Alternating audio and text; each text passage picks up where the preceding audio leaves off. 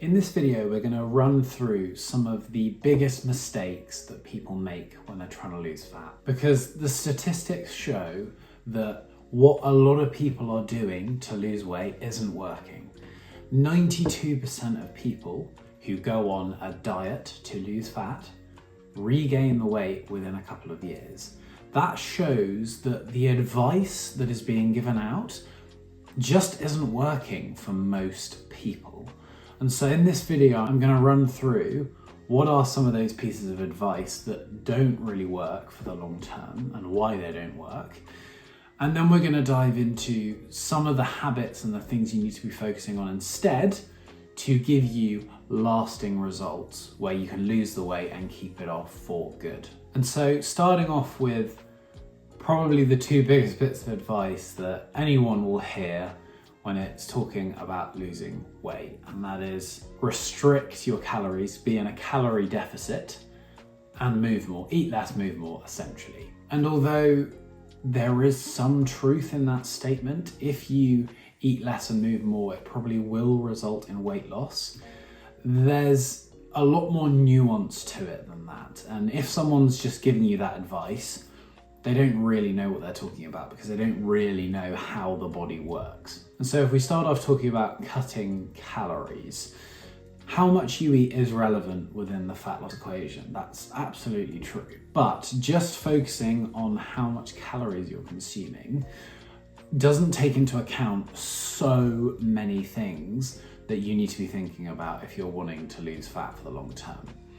Firstly, it doesn't take into account your insulin, and we're going to dive into the video a little bit later into the importance of insulin when it comes to fat loss. It doesn't take into account your energy levels, your hunger levels, your metabolism, your hormones. There's just so many things that it doesn't pay attention to, which all play a massive role in weight loss. So just cutting your calories isn't going to cut it. It's not going to give you the lasting weight loss results you're looking for. And especially, and this is a big mistake lots of people make when they're trying to lose weight, is dramatically cutting your calories. If you're trying to go on some diet where you're eating 1,200 calories a day or something like that, that is one of the worst things you can do if you want to lose weight long term. Because not only is it completely unsustainable and there's no way you're going to be able to stick to it, you are also going to buck your metabolism in doing that, so that when you do eventually start eating more because it's not sustainable, you're going to be eating more and your metabolism is going to be worse, which means your body is going to be even more prone to gaining weight. So please do not make the mistake of starving yourself or trying to really cut the food you're eating to lose weight. It never works. Losing weight is not about fighting against your body to lose fat. It is about nourishing your body and working with your body to see great results. Because if you do that, it's like walking downhill. If you don't, it is a constant uphill battle trying to lose weight. And then coming on to the next thing that lots of people try to do to lose weight, which is cardio. You are not going to get your weight loss results simply from doing cardio, simply from spending hours a day on a treadmill or going for runs all the time. And there's a couple of reasons for this. Firstly, the amount of work you have to do to burn what is a relatively small amount of energy when you're doing cardio means that it's going to be incredibly time consuming and incredibly difficult and incredibly hard work, because realistically you can spend an hour of killing yourself on a treadmill and you can eat back what you've burnt in minutes. So that's the first thing. The effort to energy burn ratio isn't very good.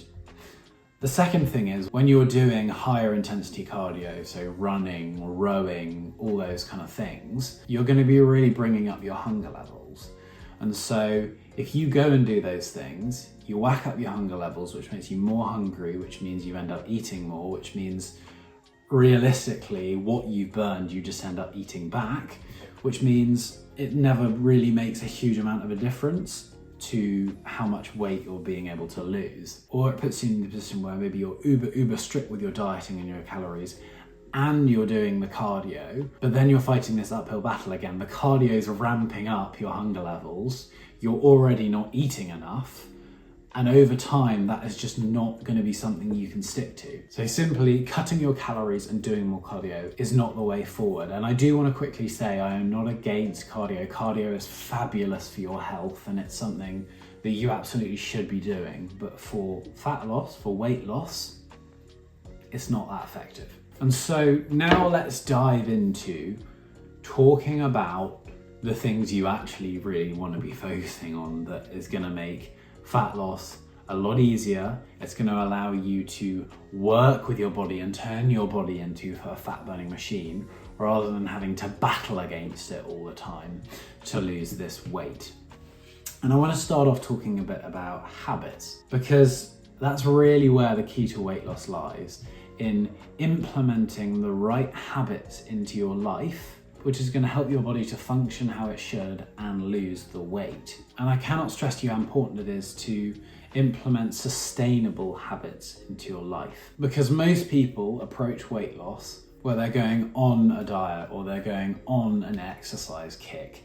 And when you're jumping on something, it suggests that you're going to jump off it. And that means you're going to lose weight, then gain it, lose weight, gain it, and you go through the yo-yoing, which nobody wants. And I'm now going to run you through the 4 things you need to be paying the most attention to and the habits you need to be implementing into your life to make these 4 things work for you. And it's going to turn your body into a fat burning machine. And it's going to make fat loss easy. The fat is just going to drop off.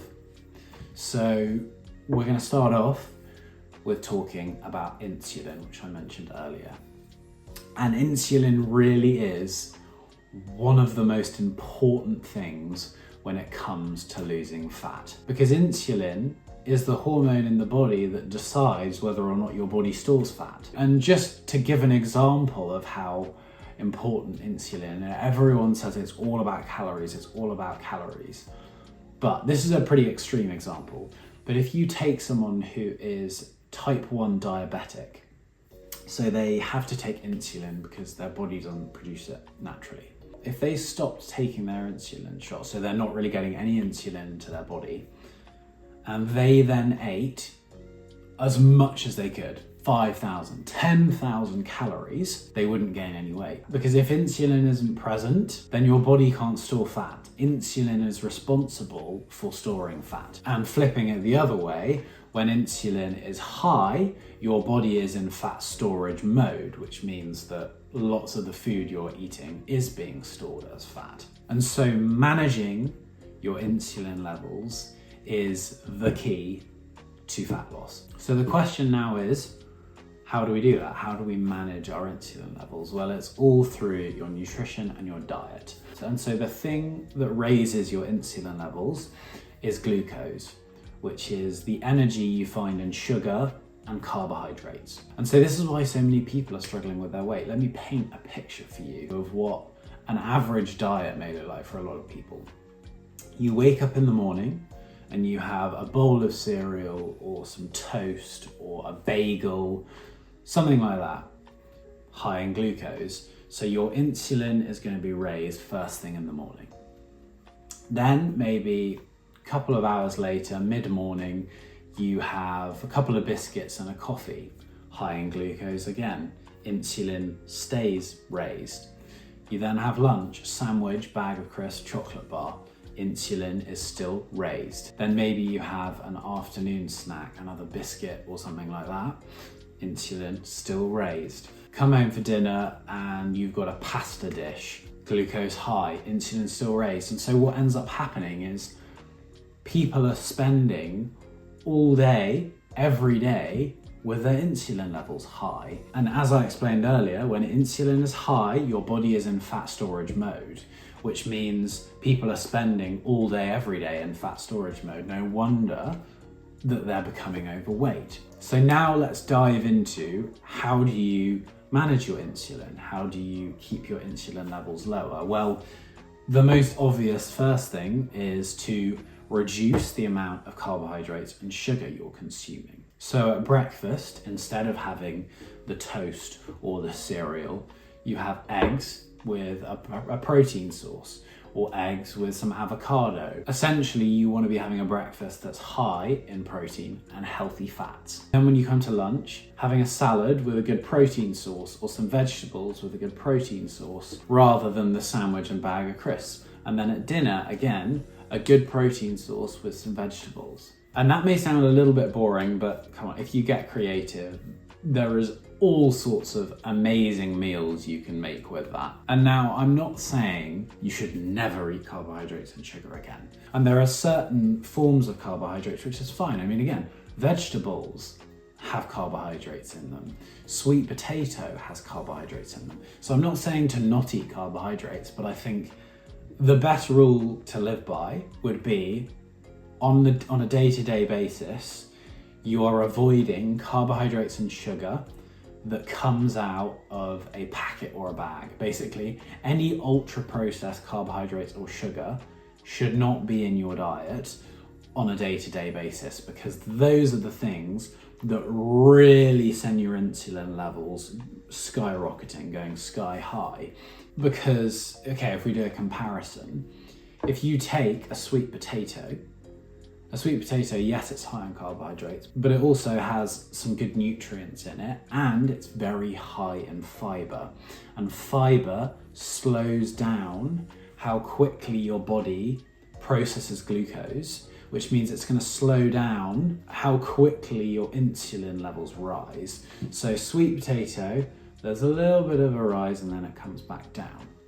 If we take white bread, for example, where they've taken out all the fiber and most of the nutrients, and you're just left with sort of pure carbohydrate, and there's nothing there to slow down how quickly your body's processing those glucose, rather than that nice steady little wave, it's going to go, whoa, it's going to shoot up and shoot back down. And when it shoots up, that's fat storage mode. Your body is going to be storing fat. So the key to controlling insulin is making sure you're getting plenty of protein, healthy fats, and fiber in your diet, reducing how much carbohydrates and sugar you're consuming, and any carbohydrates and sugar that you are eating should be coming from whole, natural foods like fruit and vegetables. And not only is that so important because it stops your body from flicking into fat storage mode, which is what we've talked about, it's also going to keep you full and satisfied from your meals, and it's going to give you great energy levels, which is also a really important combination. If you're wanting to be able to sustain this way of eating for the long term, it's going to make you feel great. So that's the first thing, controlling your insulin levels. And as I said, it's probably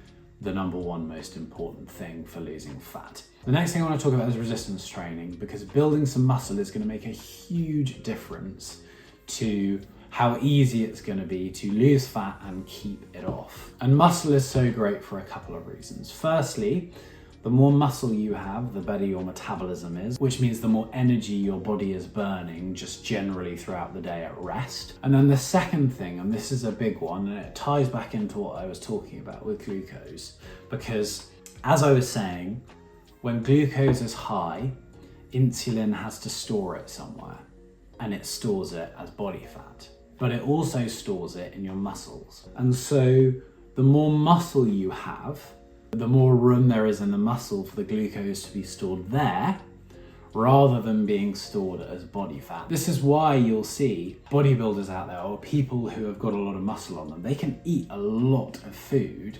without getting fat or gaining fat. And that's because they've got a lot of muscle mass on them, which allows the glucose to be stored in the muscle rather than being gained as fat. Plus, you've also got to keep in mind that the actual act of doing the resistance training is going to be burning energy, which is going to help with losing the weight. So building some muscle, doing some resistance training is really important. I would suggest 3 times a week is a great place to start. Doing 3 resistance training sessions a week is brilliant.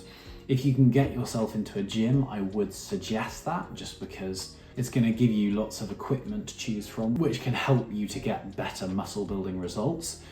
If the gym is just a no-no for you and you're like, I do not want to step into a gym, that's okay. You can still do very effective resistance training from home with just your body weight or just from investing in a couple of bits of equipment, and you can still do a huge amount to build some muscle, which is going to help you to lose the fat. And also a big bonus of building muscle, and this goes for men and women, is going to massively improve your physique and how you look. So that's also a really important big bonus for resistance training and building muscle. Now let's come on to the third thing that you want to be focusing on if you're trying to lose weight. And I know I was talking earlier about cardio and how just moving more isn't probably going to get you to your goals. However, one of the best forms of cardio that I think is really good for weight loss is walking. And that's because walking still burns energy, but it doesn't ramp up your hunger levels like high intensity cardio does. Plus, walking is much easier to slip into your day. It's not as hard work to do, and it's also quite passive. It's very easy to go out for a walk and listen to a podcast or be on a call with someone, or you can kind of do stuff whilst walking in a way that you can't when you're really going for it on a treadmill. So getting up your step count is something that's going to really help you with weight loss, and it's something I'd really suggest. If you can be aiming to walk maybe 8,000 steps a day, that's a brilliant place to start, and that's going to really help you in this journey. Then if I come on to the fourth point, which is really important to focus on, and that is sleep. Now, sleep is essential for every single part of your body to be functioning how it should be and how you want it to be. But when it comes to fat loss, it's also really important. And one of the big reasons why is it's essential for your hormones and balancing your hormones, which obviously plays a big role in weight loss, especially when we're talking about insulin. You can talk about cortisol, which is your stress hormone. That also affects your ability to lose weight. And if you're not getting enough sleep, cortisol is going to be raised. It's also going to affect your metabolism. It's going to affect your hunger levels. It's going to affect your energy levels. There's so many things that are going to be negatively affected if you're not getting enough sleep, that is going to make losing weight an absolute nightmare. It's going to make it so difficult. So getting in enough sleep is essential. I would say you want to be getting in 7 hours at an absolute minimum, ideally 8 or more, but I would say 7 is a minimum. And a quick few tips I can give you on getting in more sleep and getting in better quality sleep. The first one is having a routine. You want to be trying to go to bed and wake up at the same time every day. If you are not doing that, and when you go to sleep and when you wake up is all constantly changing, that is really going to negatively affect your sleep quality and your ability to be able to go to sleep. So that's the first thing. Second thing would be, I would suggest not eating too close to bedtime. You want to be finishing your last bit of food at least a good few hours before you're planning on going to sleep. Eating right before bed will affect your sleep quality and your ability to be able to go to sleep. That's the same thing with screens. I would suggest switching off your laptop, your phone, an hour before you're trying to go to sleep. If you are going straight from staring at your phone and scrolling on social media to getting into bed and trying to go to sleep, that's going to make going to sleep difficult, because your brain is going to still be very stimulated and very awake. So you need that wind down time to allow yourself to get to sleep quicker and have good quality sleep. And then the other quick piece of advice I have is just caffeine. You don't want to be drinking caffeine really within 8 hours of going to sleep. So cut off caffeine in the early afternoon, really. And those are just a few quick tips on how you can improve your sleep, because it is so important in the weight loss journey.